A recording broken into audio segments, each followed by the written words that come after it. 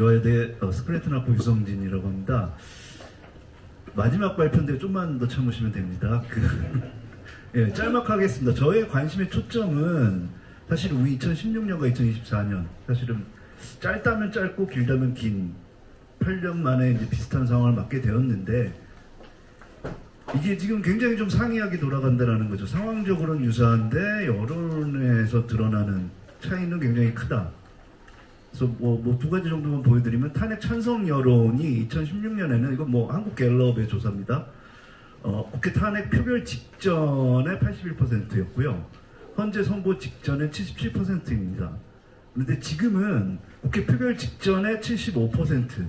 아직 이제 헌재 판결은 남아있기 때문에 가장 최근 조사를 보면 59%까지 좀 변화가 드러나고 있다라는 거고요. 정당 지지율은 뭐 많이 보도가 돼서 물론 우리 강원태 선생님 이제 여론조사 요새 믿기 어렵다라고 얘기를 합니다만 과거에는 그렇지 않았다라는 거고 그 차이가 뭐 이렇게 분명히 나타나고 있다라는 건데 이게 이게 시기적으로 다른 정치 환경의 차이에 근거한 건지 아니면 민주주의 인식의 변화에 근거한 건지에 따라 가지고 이 평가가 굉장히 달라질 수 있기 때문에 그 두 부분을 살펴보겠다라는 게 이제 저희 목적이고요. 그 데이터는 2016년 상황은 2017년 초에 조사된 자료들입니다. 사실 대선을 앞두고 한국정치학회에서 조사한 유권자 인식 조사가 있고요. 우리 EAI에서 대선 패널 조사 비슷한 시기에 했고요. 그리고 지금 현재 시점에는 양극화 조사, 뭐 다른 선생님들이 다 조사에 발표해 주신 내용입니다. 그 이제 비교점을 중심으로만 말씀을 드릴 건데 이제 먼저 정당 이념 분포와 선호도인데 이거는 뭐 당시와 지금의 그냥 정치적인 지형을 보여드리는 겁니다. 뭐 우리가 알 수 있듯이 빨간색은 이제 보수정당이고요. 파란색은 진보정당입니다. 이 중간에 연한 색은 이제 무당파고요. 뭐 종 모양을 보이고 있죠. 근데 이게 16년과 24년은 약간 다른 모습도 보이기는 합니다. 16년에는 더불어민주당과 자유한국당이 약간 더 이제 이념 성향이 이제 조금 더 센 것처럼 나오고요. 지금은 이제 이 가운데를 중심으로 흩어져 있다라는 거고요. 또 한 가지 봐야 될 건 무당파 유권자들인데 무당파라고 본인을 이야기한 사람들은 5점은 굉장히 많은 건 뭐 공통점이지만 4점, 6점, 3점, 7점 이 부분이 많이 줄어들었다. 그래서 이게 더불어민주당과 지금 국민의힘으로 많이 흡수가 되었다. 뭐 사실은 당시에는 다당제 구도였고 지금은 아니기 때문에 나온 결과라고 생각이 됩니다. 또 한 가지는 양끝이 늘어났다라는 겁니다. 그래서 0점과 10점에 해당하는 부분들이 모양이 조금 이제 다른 모습을 보이고 있다라는 정도고요. 그래서 약간의 차이는 있다라는 거고요. 이거는 이제 선호도 잘 보이지는 않는데 이거는 2017년 조사의 결과고요. 그 다음에 나오는 건 2025년 이번 조사의 결과인데 그냥 요약적으로 말씀드리겠습니다. 여러분들 뭐 이 자료집에 다 나와 있는데 2016년에는 자유한국당과 박근혜 당시 이제 대통령에 대한 선호도가 낮았다. 근데 지지정당에 대한 차이는 있었다라는 겁니다. 다만 성별이나 연령대별로는 차이가 나타나지 않은 일관된 패턴입니다. 그냥 나이를 먹으면 먹을수록 조금씩 나아지고는 있는데 그게 뭐 굉장히 뚜렷한 패턴은 아니고요. 무당파나 성별, 연령대에 있어서는 뭐 차이가 없다. 예, 갑자기 꺼졌네요. 예, 차이가 없는데 자료집을 참고를 해주시면 2025년 지금 현재의 결과를 보면 당파적 차이는 훨씬 더 뚜렷해졌고요. 정당과 정치인에 대한 차이는 아까 이제 처음에 이제 말씀드렸던 것처럼 무당파의 선호의 차이는 없어졌습니다. 거의 유사하게 싫어합니다, 그냥 다. 그러고요.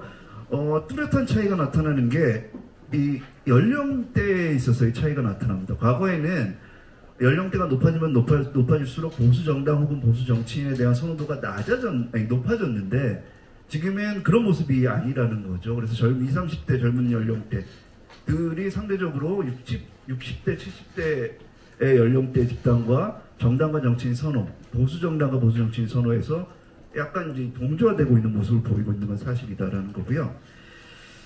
그거를 이제 남성과 여성으로 나눈 게 이제 그 다음인데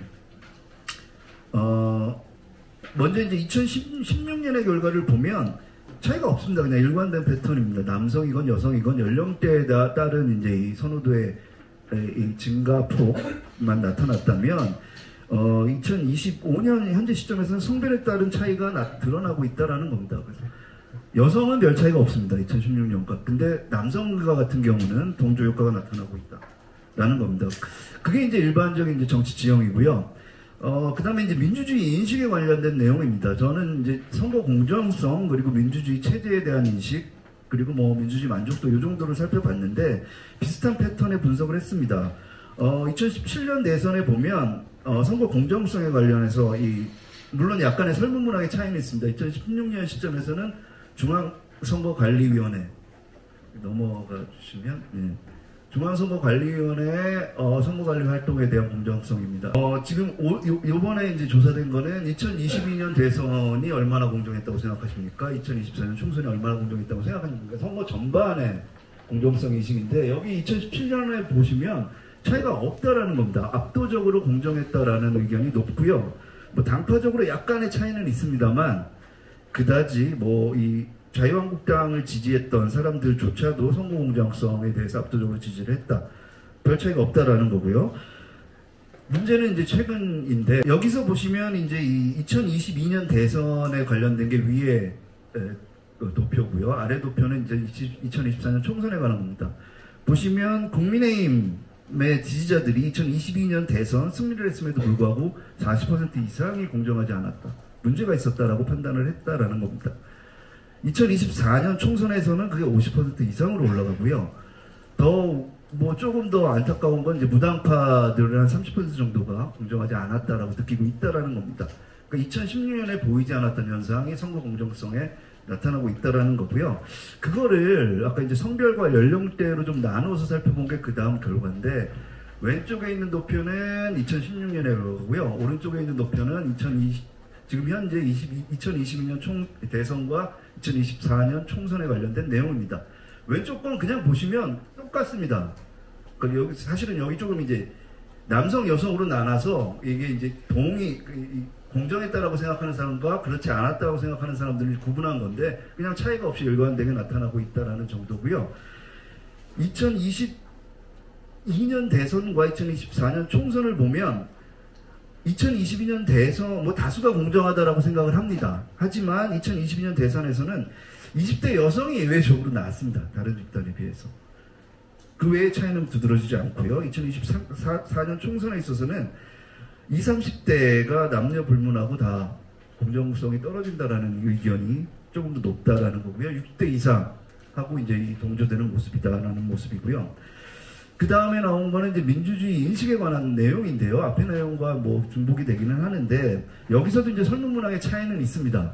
2016년에는 민주주의가 다른 어떤 체제에 비해서도 문제가 있지만 다른 어떤 체제에 비해서도 낫다라는 거에 대한 긍정 부정에 대한 평가고요. 오른쪽 거는 이제 세 개의 선택에 대한 이제 이 응답자들의 이제 이 선택 분포를 보는 건데 여기 지금 보여드리는 건 이제 당파적인 차이를 보여드리는 겁니다. 보시면 2016년에는 당파적으로 뭐 차이가 있다고 볼 수도 있고 없다고 볼 수도 있습니다. 근데 이제 긍정 부정으로 나누면 사실은 당파적인 차이가 없다라고 보는 게 맞다라고 보이고요. 2025년의 시점에서 보면 국민의힘을 지지하는 사람들의 30% 정도가 독재가 때로는 낫다라는 거에 동의를 하고 있습니다. 이게 굉장히 좀 다른 측면이라고 보이고요. 이것을 앞서 보여드린 방식과 유사하게 성별과 연령대로 나눠서 봤는데 2016년 시점에서는 뭐 남성, 여성 그리고 연령대가 올라감에 따라서 약간의 차이는 있습니다만 두드러진 차이가 보이지는 않는다.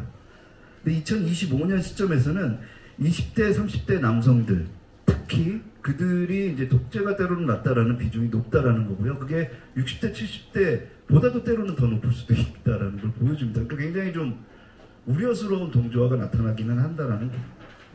마지막으로 이제 민주주의 만족도에 대한 내용인데 이게 어디서 왔을까? 사실은 뭐 앞에 이제 발표는 겹치기는 합니다만 전반적으로 2016년 시점에서도 민주주의에 대한 만족도는 낮습니다. 우리나라 민주주의 전반적으로 봤을 때. 그래서 뭐 만족하지 않는다라는 의견이 다수이면 사실이고요. 근데 그게 성별이나 이 정파적으로는 나옵니다만 성별이나 연령대별로 차이는 나타나지 않는다. 라는 거고요.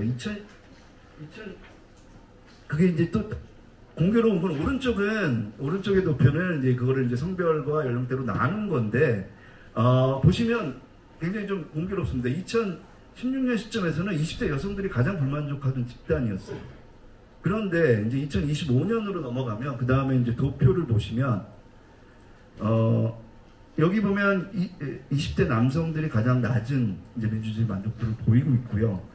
그들의 불만족도는 사실은 60대 이상보다도 더 떨어지고 있습니다. 그러니까 이런 동조화가 나타나고 있다는 거고요. 여성들은 사실은 고연령층의 불만족도가 여전히 높습니다. 그리고 지지정당에 따라서도 국민의힘의 불만족도가 전체적으로는 낮다라는 말씀을 드리겠습니다. 그래서 뭐냐라는 건데 2016년은 당파성에 따른 정당 정치인에 대한 선호의 차이가 거기 당파성에 있는 차이로 국한되었다라는 겁니다. 그래서 양파가 있긴 있었다. 하지만 지금은 그 차이가 더 확산되었을 뿐만 아니라 이를 넘어서 유권자, 성별, 연령대로 나누어진 선거 공정성이나 민주주의 인식 등의 변화로 이어지고 있다. 그러니까 우리나라 민주주의가 질적으로 굉장히 쇠퇴하고 있다는 걸 보여주는 겁니다. 그래서 조금 우려할 만한 상황이다라는 거고요. 특히 이제 젊은 남성들의 불만족, 민주주의에 관한 부정적인 인식이 이제 확인되고 있다라는 겁니다. 그리고 거기 이제 페이퍼에서 보여드리지는 않았는데 그나마 좀 좋은 사인은 계엄과 탄핵에 대한 차이는 나타나지 않습니다. 성별에 따른 차이는 연령대로 나누어 봐도 거의 유사합니다. 그리고 대통령 자질에 관한 질문 문항이 있었는데 공통적으로 국민과의 소통 능력 그리고 야당과의 타협 능력을 가장 최고로 칩니다. 그러니까 이것도 사실은 연령과 성별별로 차이가 나타나지는 않습니다. 사실 근데 규범적인 차원의 당위적인 문제라서 그렇진 뭐 큰 의미를 두기는 어렵습니다만 그런 측면에서 보면 예전보다 좀 문제가 있다라는 징후는 분명히 나타나고 있다. 근데 이게 아직 이제 다수의 의견은 아닌 거다라는 거고요. 그렇기 때문에 회복될 여지는 분명히 있다라는 겁니다. 근데 지금 현재 이 트렌드를 막지 않으면 더 안 좋은 상황까지 이어질 수 있겠다라는 겁니다. 그래서 굉장히 좀 시급한 상황이기는 하다라는 정도로 발표 마치도록 하겠습니다.